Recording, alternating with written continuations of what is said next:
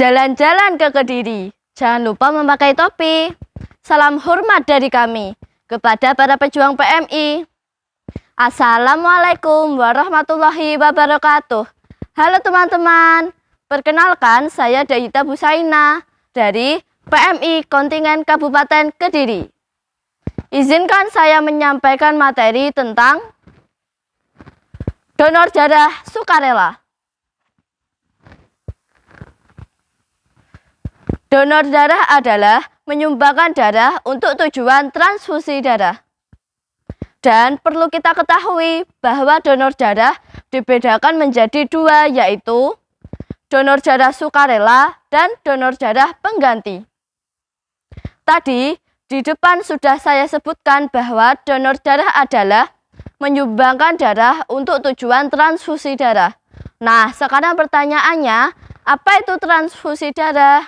Sebelum kita membahas tentang transfusi darah, mari kita kenali lebih jauh tentang darah.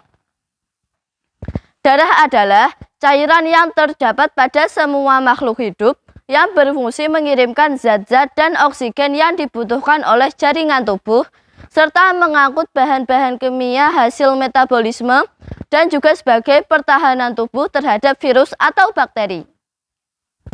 Golongan darah dibedakan menjadi 4 macam, yaitu A, B, AB, dan yang terakhir adalah O. Fungsi darah antara lain yaitu yang pertama, mengangkut oksigen dari paru-paru ke sel-sel tubuh. Yang kedua, mengangkut karbon dioksida dari sel-sel tubuh ke paru-paru untuk selanjutnya dikeluarkan. Yang ketiga, mengganti sel-sel yang rusak. Nah, mengingat pentingnya fungsi darah bagi tubuh, lalu bagaimanakah jika kita sakit atau kecelakaan yang menyebabkan kekurangan darah? Jiwa kita bisa terancam, maka untuk mengatasinya, kita perlu transfusi darah. Sekarang mari kita bahas tentang transfusi darah.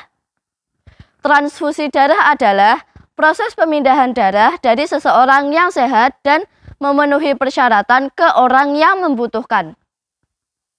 Darah yang dipindahkan dapat berupa darah lengkap atau komponen darah.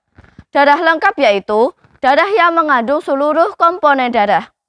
Komponen darah terdiri dari plasma darah, sel darah merah, sel darah putih, dan keping-keping darah. Karena itulah donor darah itu sangat penting sekali dan merupakan tindakan yang mulia karena bisa jadi tetes darah kita bisa menjadi jalan terselamatkannya nyawa seseorang.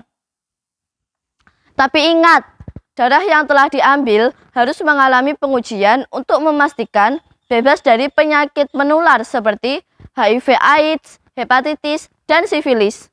Setelah itu, darah disimpan untuk menunggu digunakan. Siapa sajakah yang boleh mendonorkan darahnya? Yang pertama, laki-laki atau wanita berusia 18-60 tahun. Yang kedua, sehat jasmani dan rohani menurut pemeriksaan dokter. Yang ketiga, berat badan minimal 45 kg. Yang keempat, kadar hemoglobin minimal 12,5 gram per dl.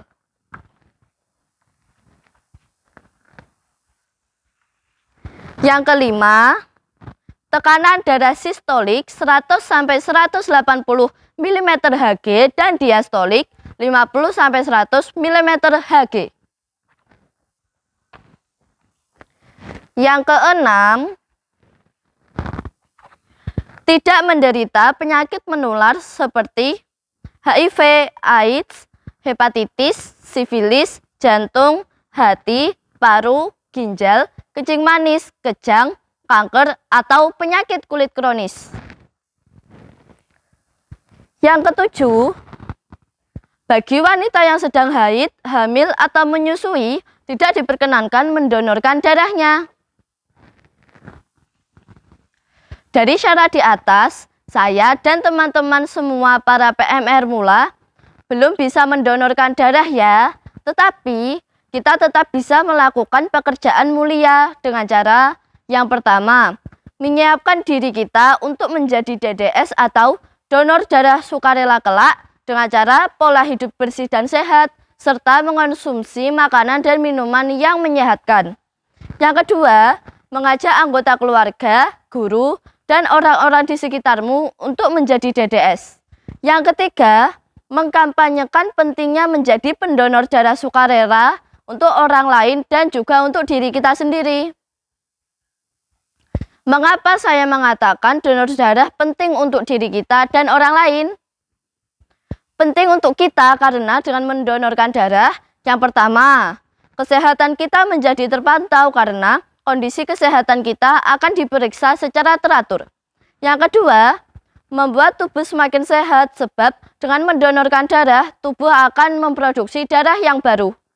Yang ketiga, dapat bergabung dalam organisasi PMI untuk menambah relasi atau teman dan berperan di kegiatan kemanusiaan lainnya. Yang keempat, meningkatnya jumlah DDS akan meningkatkan nilai-nilai kesetiakawanan dan kepedulian sosial. Nah, penting juga untuk orang lain karena bisa jadi tetes darah kita bisa menyelamatkan nyawa mereka. Ingatlah, sejatinya setiap kebaikan yang kita lakukan akan kembali pada diri kita sendiri. Sekian presentasi dari saya, ada kurang lebihnya mohon maaf, semoga bermanfaat. Burung dara, burung cendrawasih. Cukup sekian, terima kasih. Wassalamualaikum warahmatullahi wabarakatuh. See you.